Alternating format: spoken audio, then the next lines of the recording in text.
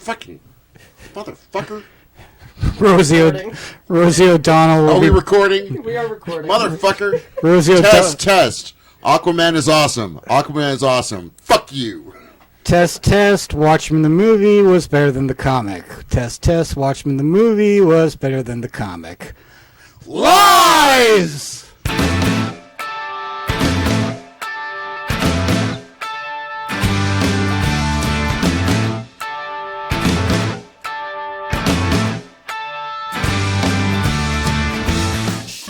Nerd Exchange of Western Pennsylvania is proud to present the Nerd Exchange, a show celebrating the region's contributions to art and culture, with the very best in nerdly review and enlightened geek critique.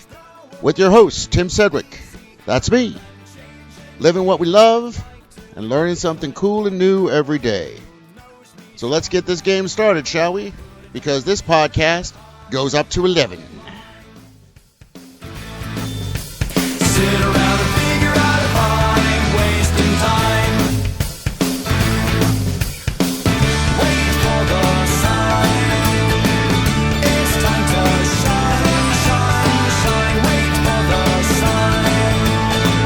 It's time to shine.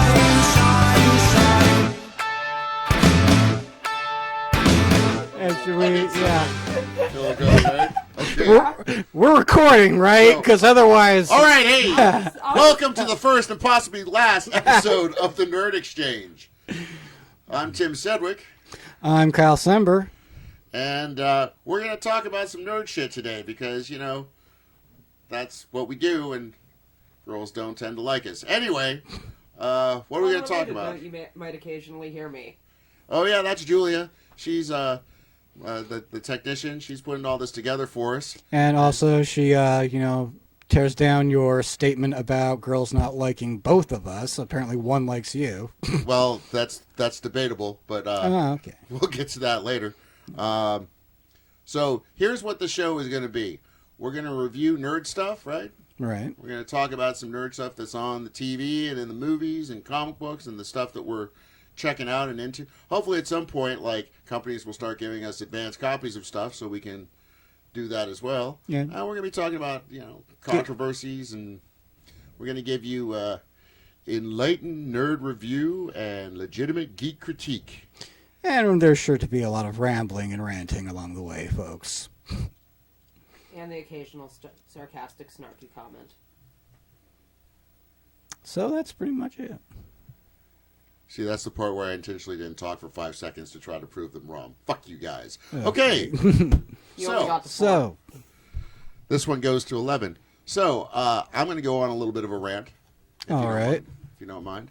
Because great place to start. As somebody who reviews things, now on a legitimate, platform of this podcast, but usually just in my everyday life to people who don't really care and just random people on the street, there's something that's always stuck in my craw, and that's the old saw that all film is subjective. So there's no such thing as like a good movie or a bad movie. It's just what you like. So if somebody likes something and it's crap, it's not crap, and you can't say that anyway. Which, just stop, people. Just stop. Stop this postmodern American, nothing's better than anything else, and this movie is better than this movie. In fact, let's give everyone participation Oscars. You participated in filmmaking, you get an Oscar, you get an Oscar. No, listen, it just isn't true, okay? Is some of it subjective? Yeah. But there are objective criteria for whether something's a good movie or a bad movie. Know how I know that? Because they give fucking awards for it. Because people, there's a whole academy of people who looks, and all the editors get together and go, wow, that guy edited that real good. And he gets a fucking Oscar. Okay? So, enough of this false equivalency that Terminator is just as good as Time Cop 2. Because it's not. Yes, Kyle? So you're saying that the Oscars are, the holy Bible of, what's good and what's not. They are not the holy Bible, but there is an artistic, aesthetic criterion for what makes up a film, what makes up a television show, what makes up a song, Okay? And these things together will inform you whether it is a good piece of work, a good piece of art. So, now, I'm not saying that just because something is good, I'm putting up big air quotes, means that you're going to like it. Because it comes down to this. I think half of it is the technical stuff, the writing, the acting, the directing, the editing and cinematography, and the music. Those are the 5 things that I look at when I'm looking. I'm trying to look objectively on whether something's a good movie or not. But then there's also whether you like something or not. Give you an example, like Remains of the Day. It's a great movie. Would be a 10 out of 10, okay, on the objective scale. But I don't like that kind of movie. I don't like the costume period dramas. You think I would, but I don't. So, if you got 10 out of 10 for the one, and then 0 out of 10, okay, that's 20. Half of 20 is 10. So, out of 5 stars, that would be like a 2.5 star movie. And be kind in of your like opinion. Like, in my opinion, if I were reviewing But it, yeah, I would go, again, meh. Now, on the other hand, They Live, which objectively would be like a 1 out of 10. But I love the genre. I love that fantasy, sci-fi, aliens invading genre. So it would be a 10. So it would be the same 2.5, maybe 3, because I'm a fan of the genre. So but and here's the thing too. I'm not quite sure I'm following you on that, because you just said it's not subjective, and yet you're giving movies ratings. No, half of it's subjective, half of it's not. The fact is, if you say it's all subjective, then anybody who reviewed anything could just be like, I could come in and say, you know what? They Live is a 6, because all film is subjective, and in my opinion, it's a 6. No, it's not. It's not, and it never will be. But here's the thing. Here's the thing. It's okay to like crap. No, seriously. One of the reasons why people say everything is subjective is because you don't want to hurt somebody's feeling by looking at him and saying, what you like is crap. And because what you like is crap, I'm going to imply that you're a bad person. No, nobody's implying anybody's a bad person. It's okay to like shit. Howard the Duck is one of my favorite movies. Am I going to sit here and say, you have to, my opinion means the same as the people that say, no, come on, dude. I completely disagree with you about this. You know, like people saying that everything is subjective and everyone should get a participation reward.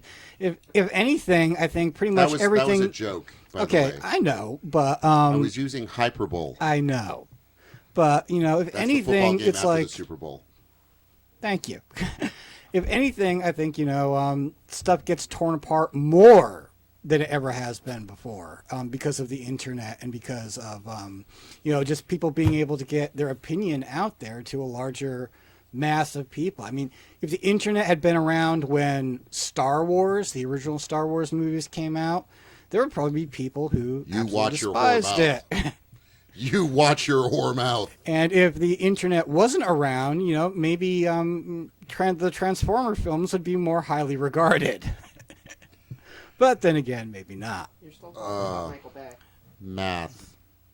I'm just doing the math of comparing the A New Hope, innovation, the innovative triumph that is Star Wars, to Michael Bay's 2.5-hour masturbatory car movie. No, I think even if the internet wasn't around, more than one. Oh. Anyway, give me another example. Like, I don't care for the horror genre. Just not one of my favorites. I find that most slasher movies are kind of tripe and don't really care for them. So, on the objective versus subjective scale, it has to be a really freaking good film to get on my list, and there aren't that many of them. Counterpoint? And I am a huge horror fan. It's a genre that I practically watch exclusively. I mean, I do watch other things, the occasional comedy, the occasional sci-fi film or action film. But what's the last non-horror movie that you watched? the last non-horror movie that I watched. Just out of curiosity. Man, I can't even think. Can you put the ashtray somewhere in the middle? Someone? Does Pacific Rim count as horror or sci-fi? Because I just saw that. I think that's. Wow, I don't know. Hold on, let me look Yeah, that up. Like I'm gonna use what the genre computer. do certain films I fall think it's into? I think that's classified as a sci-fi thriller. But I'm going to check on the Box Office Mojo, which is my go-to. Also, like, how do you define a movie? Categorize things like that. Well, they usually categorize themselves. I mean, like for example, okay, I'm like on. here's something that's bothered me for years. Thrillers. Using the word thriller to describe a movie, like Silence of the Lambs is a thriller. Silence of the Lambs, thriller is a label that critics It's a conclusion. and people like Ebert and Roper and all those other mainstream critics put onto a movie when they don't want to use the word horror, because horror movies are tripe and horror movies are crap in the opinion of most critics. But a thriller is different. A thriller is more dramatic and serious. If Silence of the Lambs hadn't been as critically acclaimed as it had been at the time, or had the box office numbers, it would fall into the horror category and no one would bat an eye. It gets that thriller label put on it because it's, critically acclaimed. Okay, first of all, Pacific Rim, according to Box Office Mojo, which I assume takes the movies themselves and how they describe themselves, describes Pacific Rim as a sci-fi action movie. When it comes to Silence of the Lambs, even though there are a lot of horror elements, the way I look at it is they didn't categorize it as horror because even though there's a lot of death in it, you don't actually see most of the killing. You know what I mean? There's like if you think about it, in the whole movie, there's the one scene when he's like in the cage in the middle of the room where you actually see him killing people. Mm-hmm.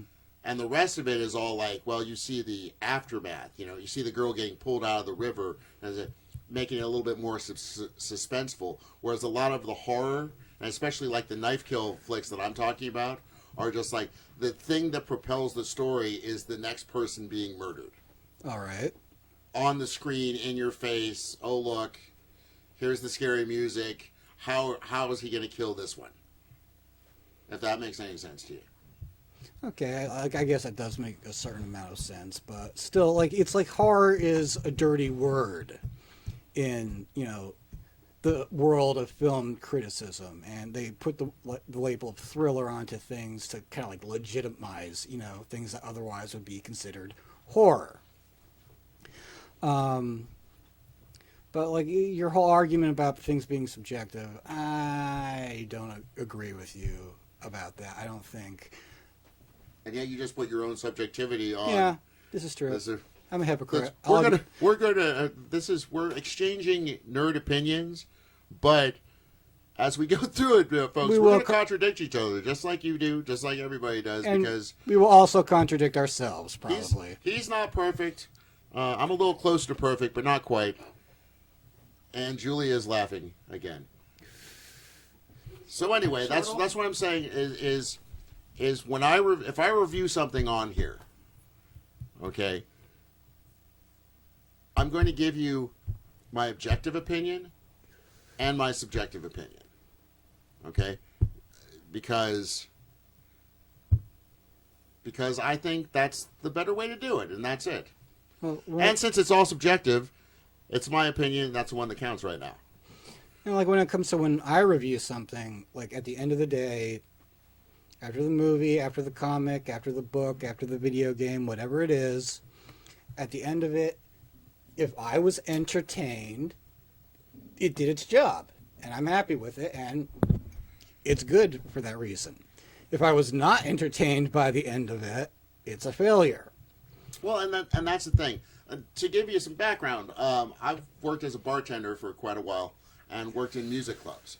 So I have literally seen, professional musicians of every stripe, every caliber, every, coming up or going down in this club that I work at. And I've heard so many different kinds of music, and I've gotten to the point that I've been just surrounded by it for so long that I feel I can tell if something's good even if I don't like it. Like, I'm not a big fan of, like, metal music. But I can tell the difference between a crappy metal band and a band that actually kind of knows what it's doing, because I understand the form enough to know what as a metal band they're trying to do. Same with singer-songwriters, even same with rappers. So, people are like, hey, did you like that? I was like, it's not my thing, but I can tell it was a good thing. Then the same way, just like Remains of the Day or a movie like that, I can look at it and go, you know what? I know what they were trying to do with this period costume drama. And within that form, they did it really well. But I'm still not going to buy the DVD and, watch it every week. Right. So that's what I'm saying when I review something, is because a lot of people will just be like, well, we'll only review things also that they like. You know what I mean? But I tell you what, like, if we get advanced copies of horror movies and stuff like that, and I review them, you're not going to get or at least I'm going to try not to be the kind of critic who's like, I don't like this form, so therefore I'm not even going to try to discern whether or not within their form they did it quote unquote right, or the way it was. I'm going to try not to do that. And, Kyle's here to call me on it if I do. And the same with him, because I'm going to make him watch so much shit he doesn't want to watch. Oh, Well, you were saying before we started recording, you said, what do you watch on television right now? At the moment, pretty much the only thing I will catch religiously is The Walking Dead and Sons of Anarchy. And that's pretty much it. Anything else, I'll catch it on Netflix or just ignore it completely. Okay. I stay pretty far away from pop culture. And of course, and Family Guy. I watch Family Guy. Which is funny because this is a pop culture podcast that's concentrating on nerd stuff, but, oh, buddy, we're going to sit down. I'm going to be like, oh, thank God we live in a time of on-demand. Okay, guess what, buddy? We're going to review this next week. Like, in the coming weeks, we're going to talk about Agents of S.H.I.E.L.D. Don't want to talk about it now. I want to save it because I want to give it a few more weeks to stop sucking. We're going to talk about all these different things, and we're going to get out of our comfort zones, and we're going to have people on that are going to talk about things that we don't know about so we can learn something. Yeah. Because, we could just sit here and, go, oh, okay. Now Kyle's going to talk about horror movies. Now Tim's going to talk about Star Wars and Star Trek. Thanks for listening for 2 hours. We're going to try to avoid that. Yeah, Speaking of Netflix, we're not just going to go and we're not going to stay in our own wheelhouses. We're going to have to, expand our minds. Exactly. Because it's nice knowing a lot about a couple of things. It's even better to know a good bit about a lot of things. But anyway, speaking of Netflix, one of the things we're going to do on this program is to let you know what we've been watching on Netflix and around the interwebs and whatnot, and movies, TV shows, comic books, different things that maybe you haven't heard of, and maybe you can check it out. And if you have suggestions of stuff that we should check out, then please feel free, leave a message at the Nerd Exchange podcast page on Facebook, or the Nerd Exchange of Western Pennsylvania, which is our, kind of mothership, or send us an email at thenerdexchange@gmail.com, because we certainly do want to hear from you. And whether you think Kyle's right and I'm an asshole, or... We're both assholes, probably. Well, that's what Julia thinks, but, or, 2 or 3 of you might think that I'm right. Let us know, because we do want to start a conversation about this. So, Kyle, what have you been watching? What movies have you seen that you're either really looking forward to, or you just saw and you're like, oh my God, I got it. Well, I just saw Pacific Rim, as I said earlier, and I absolutely loved it. I like Guillermo del Toro. He does so. He has a real stamp that he puts on his works, and it's a stamp that I enjoy. And just the whole kaiju genre of giant monster movies for like the old Godzillas. I loved those as a kid. I No. absolutely loved them. Kaiju, is that an actual genre? Yes, yeah, So, like, in the movie, did they call them kaiju? yes, Okay, but this has been around for a while. That name has been... yes. That name has been Okay, so they basically said, When oh you're my gosh, that's like Godzilla, so we're going to call it...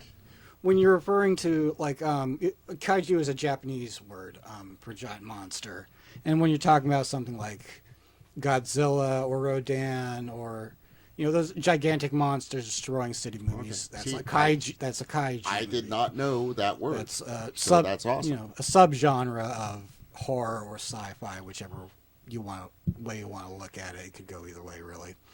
But I've always been a big fan of that particular genre since I was a kid. I loved the Godzilla movies when I was a kid. And this, I think, is one of the first good attempts at an American studio doing a kaiju film. Because the Godzilla that came out in the 90s, oh my God, that was a joyless Matthew experience. Broderick thing? Yeah.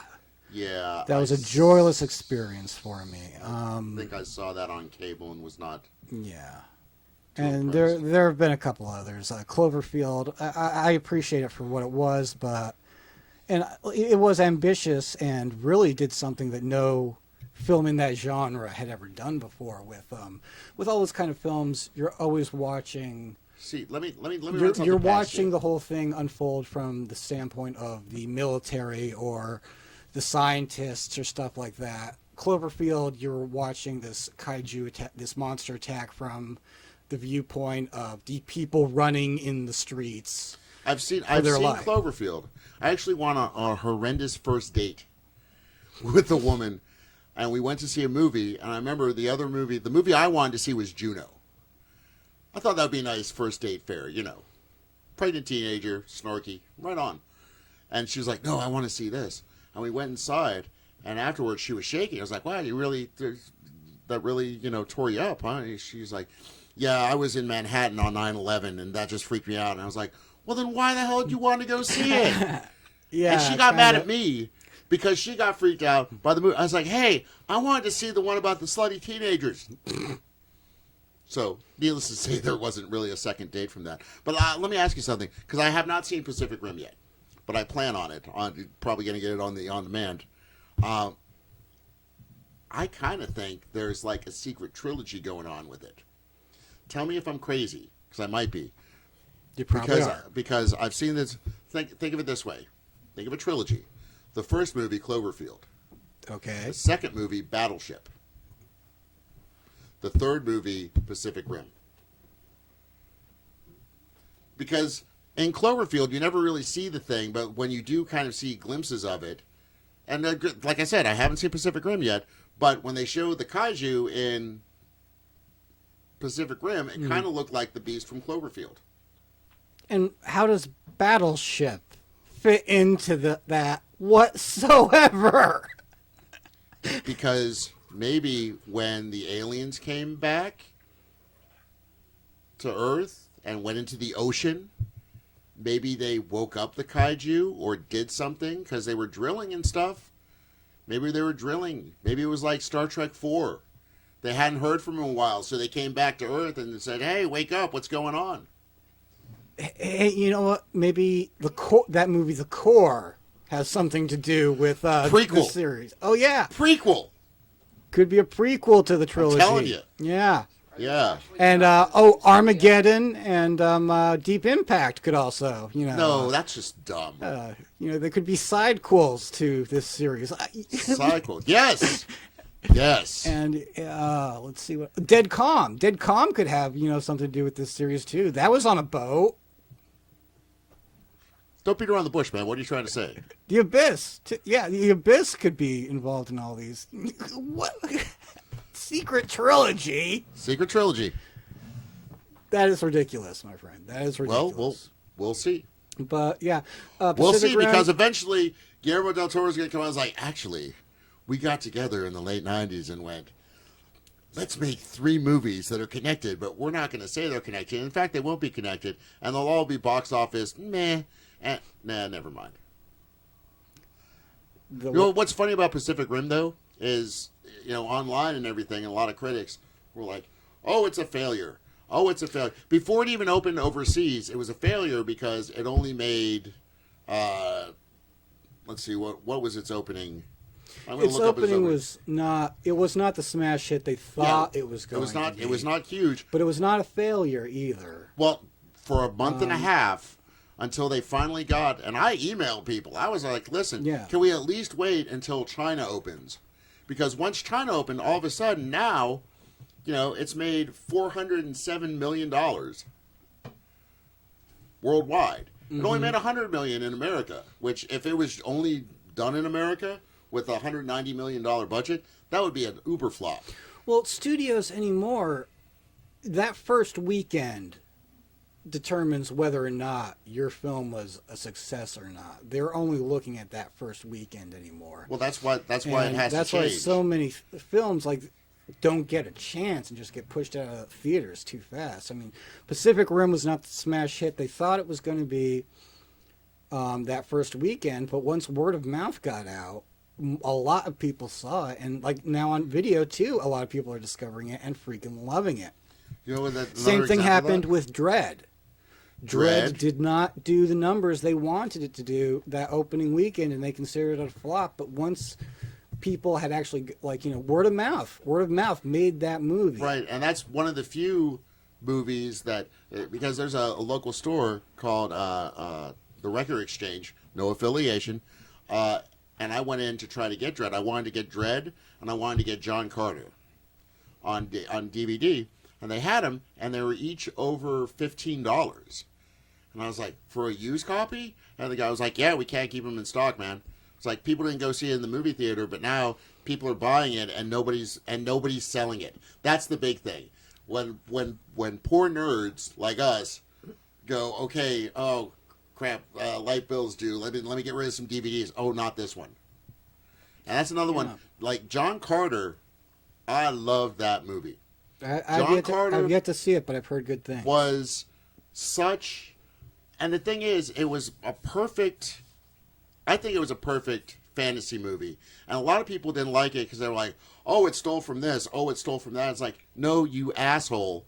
Everything else stole from it. Yeah. Because that was, I believe, the 19-teens was when he wrote those stories, and so much is like Superman leaping tall buildings in a single bound. Him. It came from those stories.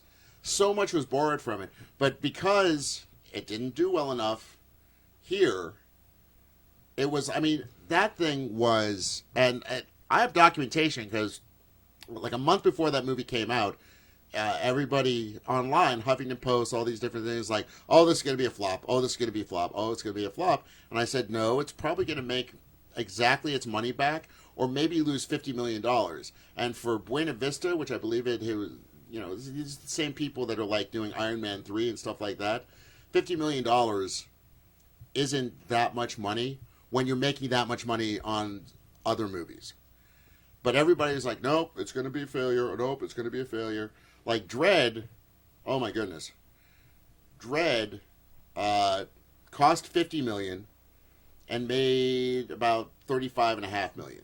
And the thing is that including video or just box office? That's the thing. None of these sites have what the video is. But the thing is, it's like you take $50 million, most of these movies for worldwide thing, you take half of what its budget was, and that's what they use to market it.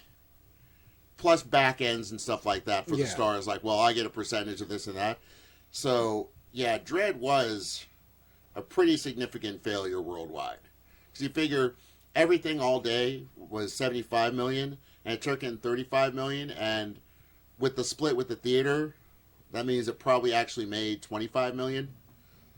So, but I bet you anything it made its money back once it hit video and on demand, because that movie has a huge following now.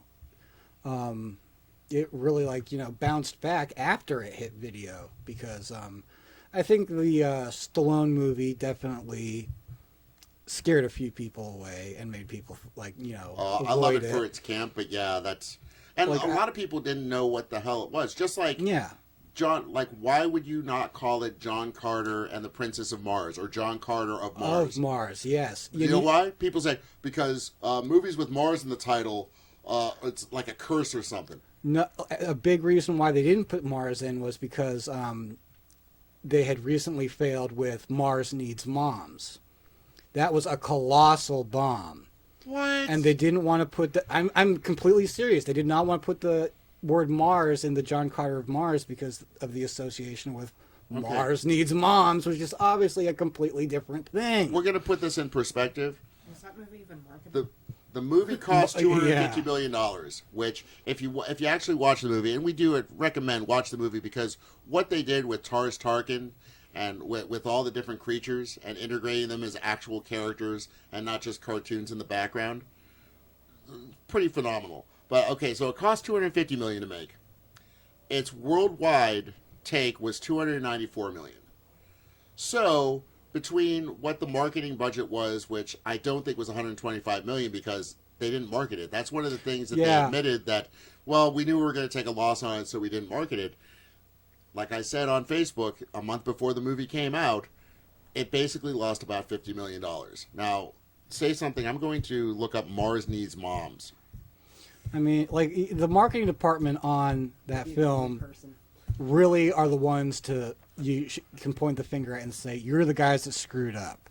Because, like, even, like, after the movie came out and the word of mouth started getting around and, like, nerds were getting into it and regular people were getting into it, you know, someone put out a fan-made trailer for the movie that was 1,000,000 times better than any trailer that the actual studio put out. They did not market the film At all. At all. They didn't even try. I'm just they learning botched about it. this now. Okay, They botched you're right. it.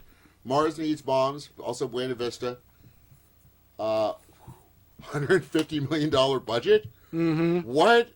Have you seen this movie? Did you No. actually? No. We should Why watch would this I- movie and do like a legitimate review of it. But its worldwide take was $38 million, basically $39 million. Like, okay. It's one of the top box office bombs of all time. Wow. And for good reason. I mean, just from the trailer. Like, the trailer does not And make it's you... animated, isn't it? Yeah. How does an the animated worst. thing cost $150 million nowadays? You tell me. Who voiced it? Seth Green, Joan Cusack, Dan Folger, Billy D. Williams. These are all names I recognize. I don't think but Billy still D. not Williams top of comes with a high price tag these days. Well, you can get him for scale and some Colt I mean, 45. yeah. Always works half the time. But Okay, well, anyway, But yeah, it was the John stigma. Carter, watch it. I so hope that they actually look at it with all the explosion of superhero movies and fantasy movies doing well and The Hobbit. I really hope they make it into a trilogy because the thing is, now that they have, like, they spent $190 million on it. Yeah, how about that? John Carter only cost $40 million more than this animated thing. Yeah. That amazes me. But the fact is, now that all of those characters and everything are already in the database, it would probably be a lot cheaper to do another one. You know what I mean? Yeah. So, Because they've already rendered everything. And I don't know how Buena that- Vista, talk that to your works. people. Let's get this done. Anyway. Well, they still have to make the second half of Battlefield Earth. Oh, you stop that. You shut your whore mouth. Have you seen that? Oh, come on. Who hasn't? I think I have it on VHS over here. You have to see I have it on Battlefield VHS. Earth. You have to. It's an experience. It's right up there. Yeah, kind of like, kidney stones The room. You know. or The Room. Yes, it's right there with The Room. Okay. Well, speaking of And- superhero, have you seen the trailer for Captain America? Winter Soldier. Winter Soldier? No, I have not. I didn't even know it was out. Oh, Look my good? God. All right. Come over here. I'm gonna. Well, let me find it first. And then That I'm going is to- something I'm excited about seeing because I am really digging. I'm mad that I have to wait a whole other year because it's not coming out till next year. It's almost You're next kidding year me. already. April. I can't believe they're Shut up. because it feels like they've been working on it for at least a year. Which, with the quality of movies they've been putting out and the fact that they're taking so long on this one, is promising. I mean, like ever since like Marvel took over doing their movies, I don't think they've had. There's been one slight misstep. Slight. They never should have hired Edward Norton. That was the one big mistake I think they made. When you hold on. He did all right. When their goal, like Marvel's goal, was to do all these movies that would eventually start to tie together to create a larger universe. Now, to do something like that, you have to hire actors who are going to come back. You don't hire an actor who is notoriously difficult to work with. And Edward Norton that's is. different than his performance. His performance as Banner was fine. Yeah. No, All right, he was hold fine on. in it. But the thing is, come over here. Okay, I'm going to be quiet for a minute and watch this trailer while Tim talks. I'm not going to talk. Do you want me to just pause this? We're gonna pause for 2 minutes and 27 seconds while he listens to this and watches this, and then we're gonna talk about it. And we're back. Kyle, thoughts? Awesome. That was great. That's like one of the best trailers I've ever seen. It really is. It's really got me psyched up to see it. It looks solid, and I'll tell you what. Something I like is the bad guys are humans. It's not space aliens. It's not something supernatural. It looks like he's just going to be fighting S.H.I.E.L.D., which is basically in the dark ages of the 90s in comics. That was Captain America's storyline, is he kept quitting. He kept saying, no, you guys, this isn't the America that I knew. This isn't the America I want. I'm out of here. And then you go, well, the new guy's being a real jerk. Okay, I'll come back. No, wait, you guys are being jerks. So I like the fact that they're actually, it seems anyway, that they're going to be addressing that. It's like Captain America reacting to a post 9/11 world. It looks like. Well, did you read Civil War? Yes, I did read Civil War. Well, they could be leading up to it. I mean, Avengers 3 could possibly be Civil War. Like all these after all these Marvel movies recently came out, I read comics when I was a teenager. I gave up years ago though, because I was growing up in the dark ages of comics, also known as the 1990s. And I gave Got up a funny story for a about that while. when you're done. So when I went back to reading comics, I wanted to read a big thing involving those characters I loved, Iron Man, Captain America, and I read Civil War, and I hated it. You hated Civil War? I hated Civil War. Yeah, Oh, I my really hated goodness. Civil War. Oh, I love you, but you're so wrong about so many things. I'm sorry, I did not care for Well, I mean, the only things. Was it an art thing or was it a storytelling thing? It was just an all over the place thing, and just. I did not care for it, but the stuff I really enjoyed from it was the Captain America stuff, and especially the Captain America reacting to a more oppressive government. Yeah, I liked it because it kind of made comics grow up a little bit and actually do. Yeah. But funny story, I was watching a thing on PBS a couple weeks ago. It was a 3-hour retrospective on comic books. Mm-hmm. Now, being comic books, I started collecting comic books because my older brother did. And then basically he turned 17 and decided he was too grown up for his comics, so he gave them all to me. I was like, oh. And that's actually, he collected looking back on it, really horrible but beautiful John Carter, Warlord of Mars series in the 70s. And so I collected comics till about 1986, 87, right when it was going from Bronze Age to the modern age. And then I kind of reached that age where I was kind of like, I don't know. And then Image came out, right? They redid X-Men and sold 7 million copies. And then Image, Todd McFarlane and everybody broke away. And I started reading some Image comics a little bit. And then it was all TNA and really didn't have much storytelling, I thought. And so I went away from it, and then I basically became a drunk for 20 years and didn't read any comics at all. And when I stopped drinking, no, seriously, when I stopped drinking, I went to a local comic shop. I went to, it was the New Dimensions out at Century 3. I basically said to him, hey, I've been out of the game for about 20 years. What's been going on? And they kind of looked at me like I was, they're like, well, not much really. And cause I told him I stopped reading comics altogether in 1992 and they brought up the Civil War thing, you know, and then, well, now we got the New 52. So I'm watching this thing, and I was like, wow, cool. I can finally find out what happened in the 90s. And so I'm watching this whole thing, and they start from, like, the pulps, even before Superman, and they get to that point, and I swear to God, they said, and then in 91, Todd McFarlane, or 92, whatever, split off in Image and Spawn and blah, blah, blah, blah, blah, more flashy artwork. And they skipped ahead to Civil War. Well, they skipped ahead to, like, the 9/11 issue of Spider-Man. And so, like, this all-inclusive 3-hour documentary about comic books, that 10 years that I completely missed, literally the same thing that guys in the comic book shop. I thought they were looking at me like I was an asshole or something. They're like, no, nothing happened for that decade. It was 10 years of it was a dark, they call it the Dark Ages of comics for a reason. But that's another reason why I like Civil War, though, because even though it has flaws, it at least got people interested in it again. You know what I mean? And it was kind of like a resurgence of, okay, we're enough just showing cleavage and butt cracks.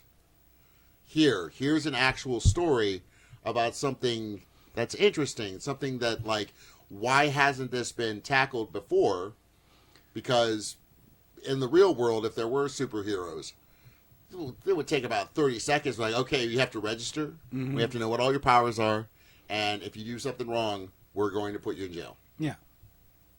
And I like, you know, that sounds like a great storyline, and I just thought it was executed terribly. The only stuff I really enjoyed from it was a lot of the interaction between Frank Castle and Captain America. I thought that stuff was awesome, those issues. And then, of course, spoilers, but when he died, which, of course, they never really died, but, like... And he got better. Yeah. He got shot 4 times in the head and 3 times in the chest. I got better. That was really affecting to me because that was, like... That was something real. Like, that... If you imagine that this imaginary world is real, that's something that would happen. Like, somebody like, oh, you gave yourself up. We got to keep the people scared. But anyway, Winter Soldier, opening April 4th. And I don't usually do this, but I might even go to the midnight showing. You know what? I did Julia that. says yes. I did that for Dark Knight Rises. Never doing that again. Well, I probably will do that again for Batman versus Superman. Little movie I was in, you know. Oh, good for you. Yes. My arms still hurt. I was in the big fight scene at the end. I was one of Bane's I was mercenary number 37. Dressed for winter in the middle of the Mercenary 37? Mercenary number 37. You're right up there with Bob from the first Batman movie. Yeah, well... Do you have your own not quite action Bob. figure? I aspire. I aspire to be Bob. No, it was a fun thing to work on, except for the fact that it was 100 degrees and we were supposed to be fighting in the snow. Yeah, that was insane. Like, I remember when they were filming that here and they were making the fake snow. I actually taught half of the people how to fight. Because there were people that were sent out for a weekend with, like, the stunt coordinators to learn the fight sequence, but half of us didn't learn it. And we were like, so are we just going to kind of be in the background, just like pretending to move? He's like, no, you do it too. And I said to he was one of the hero background people who had done it. I was like, and he taught it to me. And I was like, well, and we had like 3 hours, of course, because everything in that is hurry up and wait. He said, well, should we do it? And the guy that I ended up getting paired with, who was a 61-year-old retired shopkeeper who was dressed like a cop, who kicked my ass for 13 hours. I remember I came home and I just looked at Julia and I said, I survived. And I think I slept for about 2 days. But no, this guy kicked my ass all over the place. Nice. Yeah, but getting back to the dark age of comics, the 90s, the reason why the 90s and why it's pretty much ignored was it became an era of not worrying about stories, worrying about first issue collector's edition, polybagged with a trading card. Dude, I got a Spectator ton market. of those. You know where I got them? In the dime bin. Yeah. At Phantom of the That's Attic, where they they- had a dime sale forever, and Those went through. Got what, about 100 those foil covers, the hollow covers, all that crap. It was The everything's covers look cool, but there's first nothing collector's inside. edition. It just became a very shallow era. And whenever Image Comics first came out, and it was like this new hope, this new great white hope for comic books that just failed miserably. I'm sorry. Well, I read the first, I think, 20 issues of Spawn. Yes, which was cool.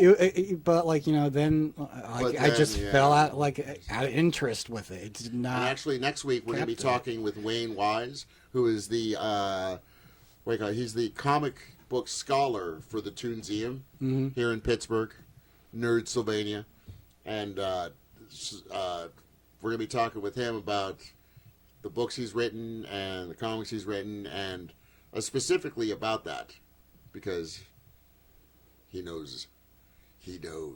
But he will explain to us why. Why? It's like we stopped reading at the right time to stop reading, and we started reading again at the right time to start reading again. Well, we're very clever. Yeah. Anyway, okay.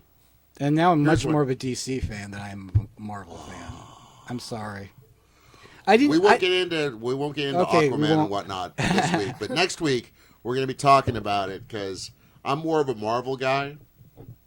So when Wayne's here, he'll decide, because he's going to say, "Screw you both, top cow," which is what Julia likes. Okay, have you heard of Tusk?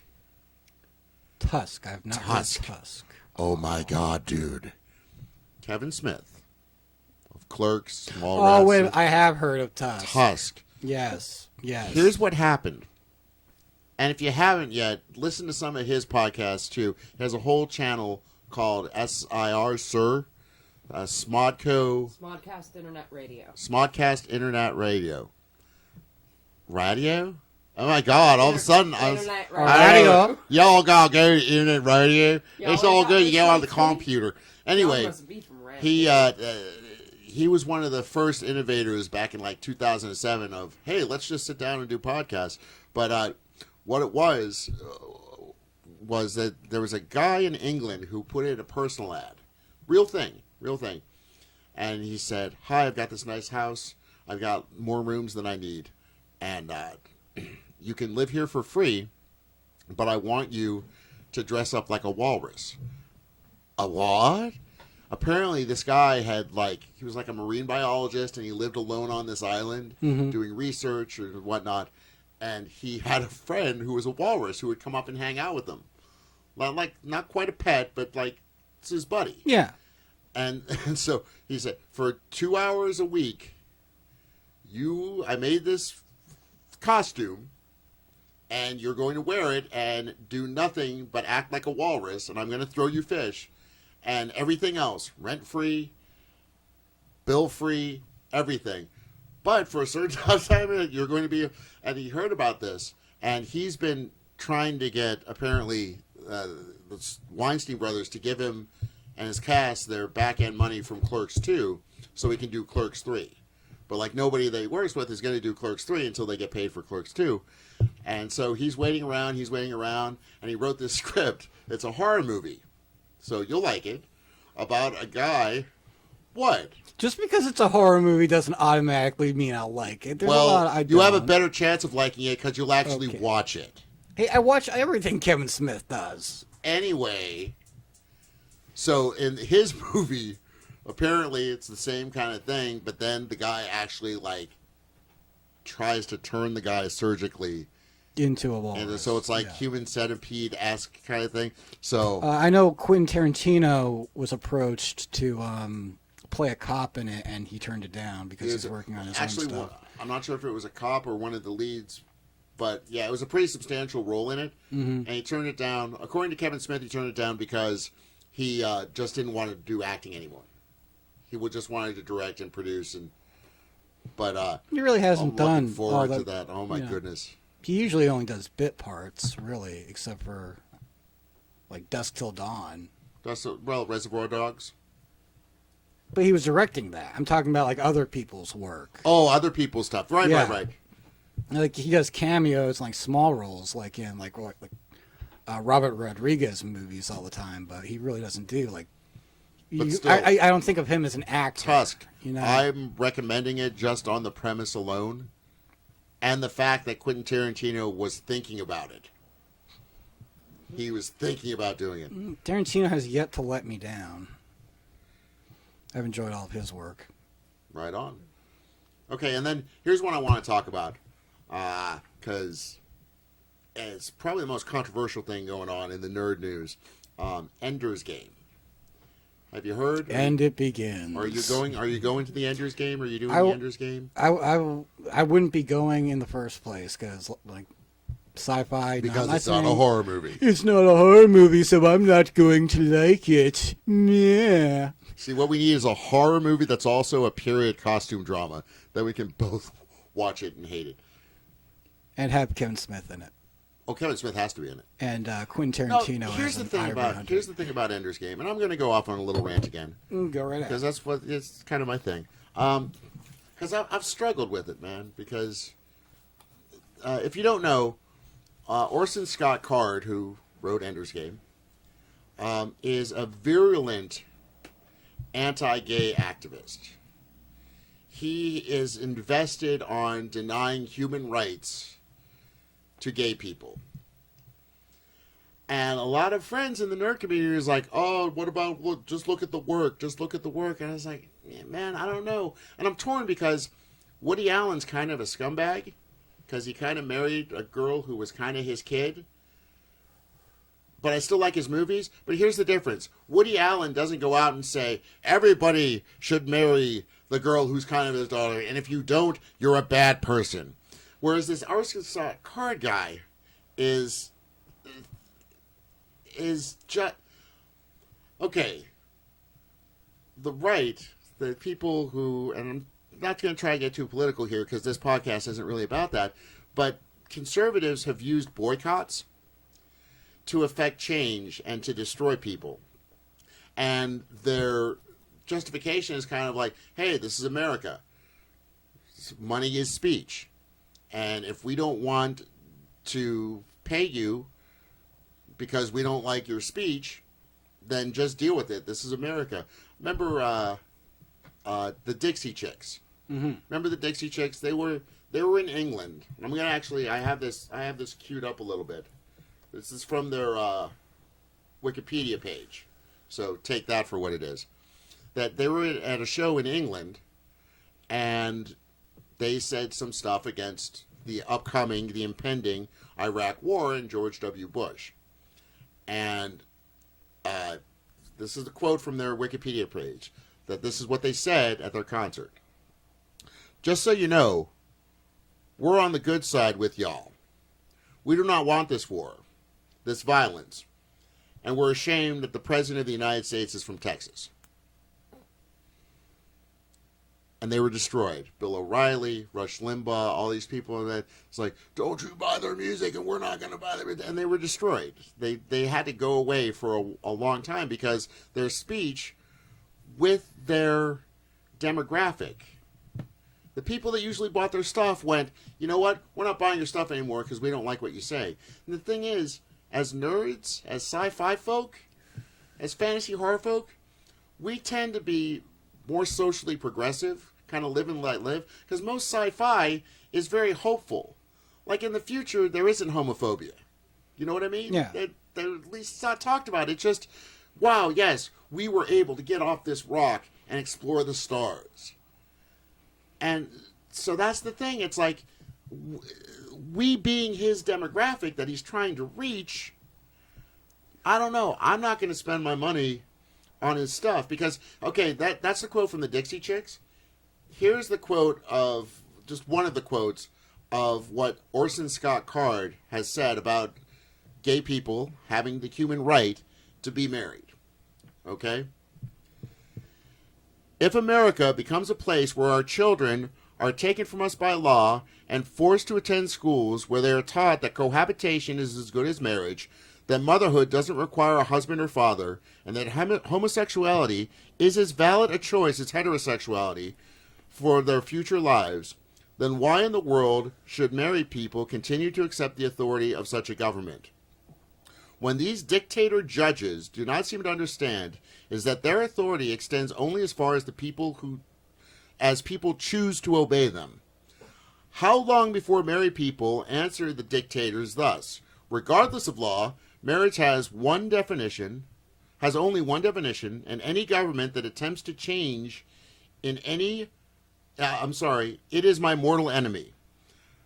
I will act to destroy that government and bring it down, so it can be replaced with a government that will respect and support marriage and help me raise my children in a society where they will expect to marry in their own term. This guy is calling for the active overthrow of the government, which last time I looked was traitorous and seditious. And that's what they accuse the Dixie Chicks of. So, man, if you want to go see the movie, go see the movie. It doesn't look that good to me anyway, even above and beyond this, like objectively compared to some other stuff that's been out recently.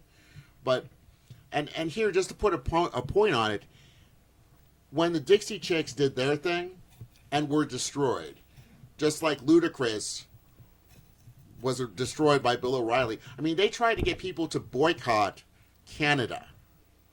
Fox News actively tried to get people to boycott Canadian goods and French goods because we wouldn't go with us in Micronesia into the war.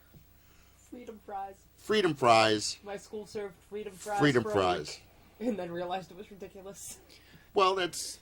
And I would only freedom kiss girls. Right. My point is... Ever use a freedom tickler? Oh, all the time, man. That's all I do. You hear about the Polish tickler? It's a sandpaper rubber. Anyway. Anyway, this guy is actively seeking to destroy it. And then, when he loses, when his point of view loses, instead of kind of coming out and saying, okay, well, now that your point of view lost and you have a movie coming out, his basic statement was, well, y'all shouldn't be bigots like I was a bigot. Come on, I thought you were more, level-headed and big-hearted. Like, so really? So if I don't spend my money on your stuff, then I'm being more of a bigot than you that used your fame and the cash that you made writing your books as a platform to deny people rights. Come on, man. But anyway, here, this is from Yahoo Answers. So take that for what it is. And this is what the president, George W. Bush, apparently responded to what the Dixie Chicks had said. All right. Okay? The Dixie Chicks are free to speak their mind. They can say what they want to say. They shouldn't have their feelings hurt just because some people don't want to buy their records when they speak out. Freedom is a two-way street. I don't really care what the Dixie Chicks said. I want to do what I think is right to the American people, for the American people. And if some singers in Hollywood and Hollywood stars feel like speaking out, that's fine. That's the great thing about America. It stands in stark contrast to Iraq. So, I'm not saying see the movie. I'm not saying don't see the movie. I'm just saying that I'm not gonna, because I'm not gonna reward that negative behavior. Anyway. Protesting with your dollar is effective. It really is. When you say, okay, I don't agree with what you're saying or what you're doing, so I'm not going to support your product. I completely agree with that. So if you're that vehemently against the things that this author has said, don't go see the movie. But also, I don't want to say who cares. I want to say I don't think going to see this movie is an endorsement of being a homophobe. It's a freaking movie. It's a piece of art. I mean, you can like a piece of art without liking the artist. I'm a huge, I'm like we were talking earlier about how I'm a huge fan of H.P. Lovecraft. And he was a bit of a bigot and a bit of a racist and a bit of a classist. Yes, but everybody was at that time. It wasn't like he was going off on his own and going against what the popular what you're saying. It would be as if he were not a bigot and not a racist, and then people didn't listen to his stuff or didn't read his stuff. Is more the point. Well, whatever the case is, like, you cannot agree with a artist's viewpoints on certain things, and they can still make a valid piece of artwork or a valid piece of fiction or whatever. I mean, I read Ender's Game back in high school. I remember very little of it, but I don't remember it really having any kind of anti-homosexual vibe to it or anything. No. No. Hey, what's up, man? No, it doesn't. But... And so people have given me stuff about... I've gotten in arguments with people, like screaming arguments, like we're supposed to be playing a role-playing game, and all of a sudden everybody's yelling at each other that, oh, so you just want to punish Orson Scott Card for being a bigot. Yeah, I do. Kinda. Yeah. I want him to realize that he is so far out of the mainstream when it comes to this that it's going to affect him. And this is America, so the only way to actively affect somebody... You know, you could have 8 million people send him emails saying you're wrong, and he's going to go, whatever, liberal, blah, blah, blah, blah, blah. But if his movie that, you know, could have made money doesn't, because people say, you know what, we're not going to support the fact that you are actively working against a group of people. And the thing is, imagine if that you mentioned Lovecraft, right? Lovecraft. We're talking about Lovecraft. Like, imagine the same kind of things that Orson Scott Card has written and lectured about for 20 years, but imagine it was about Jews or about blacks. Because back in the day, there were people who actively were like this, but about other groups. Well, there still are. Well, but I mean, people with a forum like him, an actual, like a big soapbox. Okay? Well, now imagine if it was about women or Jews or blacks or any other minority group. And you would go, oh my goodness, that's beyond the pale. Oh, that's just great. But there's still this little bit of bigotry that it's okay. It's like, well, okay, he's kind of old-fashioned about marriage, but it's like, no, he's talking about the active overthrow of the government, man. And yeah, it's not to punish him so much as to make studios think twice about if somebody comes and they're what if there was a neo-Nazi who wrote a really great screenplay? Well, there's the book The Turner Diaries that I've read it. white supremacist groups have been trying to get a movie studio to make into a movie for years, and that's certainly not something I would go out and see, given. If you know anything about the Turner Diary, look it up on Wikipedia, kids. But it's along those lines. It's one of the main, like, white separatist manifestos. Yeah. And neither of us are that. If you see pictures, just because we both shave our heads, it's just because we're going bald and we don't want to look old. For the record, right? You had to tell everyone, didn't you? So we couldn't just be two cool guys with shaved heads. We'll edit it out later.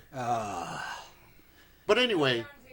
That's my problem with Orson Scott Card, and because, you know, studios, I'm sure, rejected things during the Iraq War because they were too liberal. Oh, definitely. You know, because and it wasn't because they hated the person who was liberal. They just went, you know what? In this climate right now, we can't do this. No. Like, I can remember there was one movie that had, like, Robert Redford and I think Jane Fonda, and it was, like, against the Iraq War thing. Mm-hmm. But it was a tiny little movie, and it made no money. It didn't have wide release. It's just a business decision. In this climate, you're a great guy. But in this climate, we're not going to work with you because, guess what? People think what you're doing is wrong, and what you're saying is wrong. And I'm sorry, this is the 21st century, and if Orson Scott Card wants to make movies, he should stop. And that's the thing. If he would have stopped, or it would have been just like, oh, that was back in 1989. No, he's actively lectured and toured and, you know, mostly in the Mormon press, but it gets out to other presses because we have the internet now. Yeah. He's actively done it up until the point where the Supreme Court said, no, that's, yeah, that people who think that DOMA is wrong and gays should be able to marry. Yeah, you get, yeah. And just then he went, well, I'm not saying it's right, but it's a settled matter of law now, and eventually the gays are going to be able to marry, so don't be a bigot like me and come see my movie. No. Yeah, I would respect him more if he had stuck to his guns on the issue. And, like, that's the thing. Like, I think people in the entertainment industry sometimes should, think twice before they say crap, one way or the other. And at the same time, also, I don't need to be lectured about politics by people who I'm paying to entertain me. I don't care what George Clooney thinks about the war. I don't care what Sarah Michelle Gellar thinks about, political issues. They're freaking entertainers. Go out and watch Team America, okay? I've never heard of that film. What is that? That's how ridiculous, people in the entertainment industry get about politics, okay? I don't care what you people think about politics. I don't... Make an entertaining movie. Yeah. That's... Entertainment. Well, and it's like, I haven't... Since Mel Gibson went on his crazy pre-Vatican II Catholic anti-Jewish rant, I haven't really gone to see anything that he's done, but... What has he done since then? He really hasn't. He did... Yeah. Why? Because what do? He did The Passion of the Christ, which he self-financed and made a butt ton of money. He did Apocalypto, which was already in the works. Didn't that bomb? No, that did really well. Oh, it did? Oh, yeah. I'm going to look it up, but guess what? He had to go away. That's just the nature of how we are in America. Mm-hmm. You do wrong, you go away. You do your penance, whatever, and then you maybe can come we'll back. forgive you, maybe we won't. If you show a little bit of contrition, yeah. if you show a little bit of, okay, wow, I was wrong-headed about this. And But look at them, But he won't, and so I'm spending all the money on it. So yeah, So what movie were we talking about? Apocalypto. Which did not see. I could have sworn that bombed.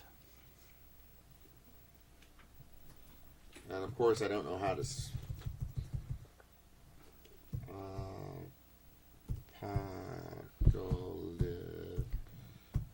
If he's so incredibly smart that he thinks that he should be dictating on public policy and government policy, he should also be smart enough to know that people who are not of your same opinion might not support your artistic endeavors. Right. Well, that's the thing. If you choose to speak out, don't be surprised if people decide not to, because that's just America. Yeah. And it really has nothing to do with the punitive nature of, I want you to suffer. No, I just want you to realize that if not for this, you would have made money. Mm-hmm. That's all. According to Box Office Mojo, Apocalypto it was a $40 million budget, so probably call that $55 million for the promotional for the international thing. It's a period adventure, so not huge. Even if you say half of it for back end and everything. So $60 million, and it made $120 million worldwide. Oh, that's not bad at all. So for the kind of movie it was, it did okay. And I think I could have sworn that bombed. Okay, I was wrong there. I was nominated for 3 Oscars. But yeah, Makeup. I'm sure there are people who will not go see anything involving Mel Gibson because of his, actions. And there are probably people who won't see anything with Alec Baldwin in it. Just like there are people who will never listen to a Dixie Chick song. What did Alec Baldwin do? Oh, he's a big lib. Oh, okay. He's a big lib. That's one of the reasons why when 30 Rock started, that it didn't do well in the ratings was because right-wing groups actively had people boycott it. Huh. And bless NBC for going, you know what? No, this is a good show. And even though we know it's never going to do really well in the ratings, number one, because it's a really good show and those tend not to be the number one shows, Yeah. because it doesn't appeal to the widest audience. But we're not going to let these right-wing groups cow us to get rid of it. Just like that million moms tried to boycott JCPenney because Ellen DeGeneres.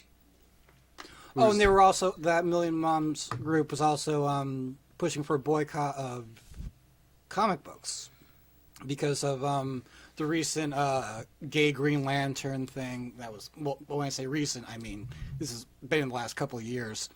The new 52 Green Lantern being gay. Alan Scott. Yeah, and also the marriage of two characters in the Marvel universe. North Star. No, okay.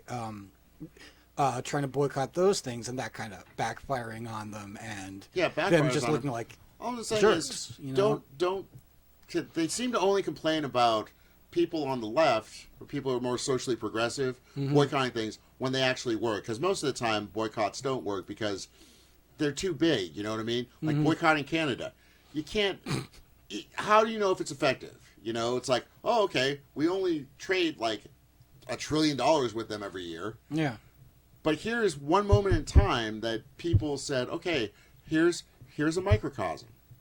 We can try to affect the box office of this one film, and if it fails, you can say, hey look, don't be a jerk. That's all I'm saying, Orson Scott Card. Just don't be a jerk. Well, you know, I don't know how well the boycott will go. I don't know if it actually will affect its box office returns. Well, we'll see. We'll talk about it. And you know, to see it. But anyway, that's it. We're not going to talk about politics anymore on this sort of thing. So, how about this news? We were talking about what we've been watching. What have we been playing lately? What have you been playing lately? Actually, since I've been putting this together, I had a couple of role-playing groups, and we kind of put them on hold for a while. But we were playing Dungeon World Yes. in one, and the original D6 Star Wars role-playing game from West End Games. I've got to say, Very Dungeon cool. World is definitely a lot of fun if you have a group that's more geared towards storytelling. But if you have people that are worried about the mechanics, that will definitely put a damper on it. That's Fantasy Flight Games that puts that out. I don't know. I'm sorry to say. I don't know the I've game heard of myself. it. That was actually one of our friends was the one who had all the books and everything for it.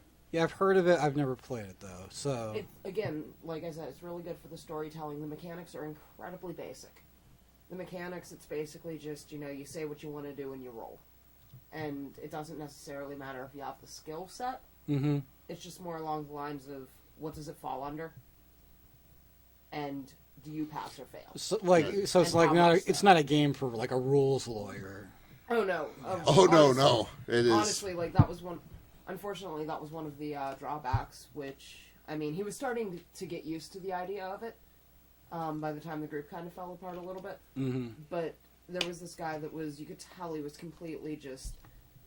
I don't know if he was obsessed with finding the loophole in the rules when he played D&D, or if he was in that group of people who were just like, rules lawyer, rules lawyer, rules lawyer. If I do this and then, what if I do this and this? Like, dude, you roll 2d6. You roll 2d6. If you roll dexterity, right, you if you roll a 6 or below, you fail. If you roll 7 to 9, it's a partial success. If you roll 10 or above, you succeed. And the thing that's awesome about it is it means the thief is not specifically there just to pick locks and find traps. Like, anybody who's conscious can try to do anything their character can think of. And that's cool. That sounds very interesting. yeah, it's definitely very interesting because it's like, you're a little bit limited by the fact that there's only the one thief. There's only the one, and they have their own specific special abilities. But at the same time, it's like, even though you're limited by that, anybody can try to do anything. Yeah. Some people like they play the game because they like the structure and the rules of it, and like something like chess. There's no role playing in chess. It's a completely mechanical game, and I could understand why something that's like free flowing like that could turn a person off. I mean, yeah. Oh, and not only that, I feel like with a larger group, the structure of the rules makes it a little bit more balanced. Yeah. Because if it's just free flowing, you end up getting the people who naturally in real life are more creative. Right. They come up with the solutions for everything, as opposed to in a game that's very rules oriented. The role of your character is to solve this problem. Right. It's as opposed to, hey, I have this idea. I think we can work this. Like LARPing is more creative play than it is rules lawyer for obvious reasons. That's why you use rock, paper, scissors to resolve crap in Mind's Eye Theater. But yeah, I could understand why that would turn a person off, but that does sound like it could be fun. Might have to check that out. It wasn't even necessarily that he was turned off by it. It was just that he was learning a new concept. Mm-hmm. And it's like just wasn't comfortable with it. It wasn't even that he wasn't comfortable with it. It was just that every week he thought that he had to rules lawyer his way through a situation. And as time went on, he began to learn and realize, hey, wait a second. There like aren't literally specific taking rules 6 for this. minutes and speaking very slowly and trying to, almost like looking for a tell when you're playing poker, seeing the DM, that look on his face when he realizes you found a loophole. And really, the whole concept of this game is, tell me how you do it. Roll the dice. Okay, that didn't work. Or, okay, it worked. But you can do things that aren't specifically delegated to a thief or a cleric or a ranger or a fighter. Well, I unfortunately have not done any role-playing in a very long time, and it's starting to grate on me. I've really been itching to play some Call of Cthulhu, especially with it being October, and, well... 'Tis the season. Every day is Halloween for me, though, so... But, yeah, like a new edition of Call of Cthulhu coming out pretty soon. Looking forward to that. As far as non-role-playing games, been playing a lot of Killing Floor. Are you familiar with that game? No. Computer game, first-person shooter. Lots and lots of fun. You can get it for, like... So, we're going to have a lot of cool guests on for this thing. Like, we have James Jenkins coming on. He started the first D&D meetup, like, in Western Pennsylvania. He's also one of my DMs that knows a lot about stuff. Excellent cartographer. Like, the kind of guy, like the maps that he makes. Oh, they're just beautiful. But we have Heidi McDonald from Shell Games. She's going to come on and talk about video games. The last game I remember playing on purpose, like for an extended period of time, was a game called Pitfall for the Atari 2600. Not a computer gamer? Back in 19, not even a little bit. Unfortunately, we bought he's a not thing. A computer gamer, and I'm the kind of person where it's like, I'm really, really excited that a new PlayStation is coming out because that means I can afford to buy a PlayStation 2 or 3. I'm the same way. I'm like with console gaming. I keep myself, as far as consoles go, I keep myself a system behind so I can get the games cheap. Yeah. Because I can't. That's actually a very good. I can't fathom. And she says she's not a collector. I mean, I cannot fathom paying the prices for new games for something that, like, I mean, my work schedule, it varies. Some days I'm going in at 4:30 in the morning. Sometimes I'm going in at noon. I can't actually sit there and dedicate this chunk of 3 hours every day to a game, so I can't keep up with the new shit. Oh yeah, I completely understand. And I used to work in a used game store. And that is what kind of burned me out from gaming for a very long time. And I was a huge video game player up to that point. And just working at that place and just seeing how obsessive some people were with it, I was like looking at it. Just so you know, just to keep it in perspective, before I met her, Julia here, our producer, I did not know how to right-click. True story. No, legitimate true story. He was trying to figure out. You have got to be kidding me. He was trying to figure out how to get a picture from a web page onto Facebook. And like I almost cried. My mother almost cried. At the time, like I thought he had a legitimate, oh my god, my computer's not working problem. And finally, like real hesitant, like I didn't want to hurt his feelings, I went, did you try right-clicking? To which I said, huh? Well, it's gonna be my mission to try to get you into a little bit of computer gaming because I think My last computer before this one was so old and slow it had an 8-track ROM. I tried to look at pictures What's a of naked ROM? girls. I tried to look at pictures of naked girls because people said that's what you're supposed to do with computers if you're a boy. Came up as hieroglyphics, and I cannot do that to cuneiform because I got carpal. I am not savvy. Anywho, so yeah, working in this used game store, and this was at the height of the PlayStation 2, Xbox hype, I guess is the word I want to use. When those systems were at their peak, and GameCube too, which I enjoyed, and I think was an underrated system that never got a shot mostly because it looked stupid. But so I got out of gaming for many, many years, and then just randomly, as a birthday present from someone, I don't even remember who it was from, someone got me a copy of this little thing called Left 4 Dead. Mm-hmm. And I dove head first back into gaming because of Left 4 Dead and how much I love that game. A zombie game? Yes, a zombie game. And so you're a fan of the zombies? Yes, I am a fan of the zombies. Because this is Pittsburgh, Pennsylvania. You know, the zombie film genre was Ground Zero for the zombie boom, apocalypse. baby. Dude, when I was in high school, You know what? I could not meet a person without a zombie survival plan. And I could not meet another person who could not shoot that plan full of holes. And Friendships were made over 2 hours worth of, where's your compound going to be?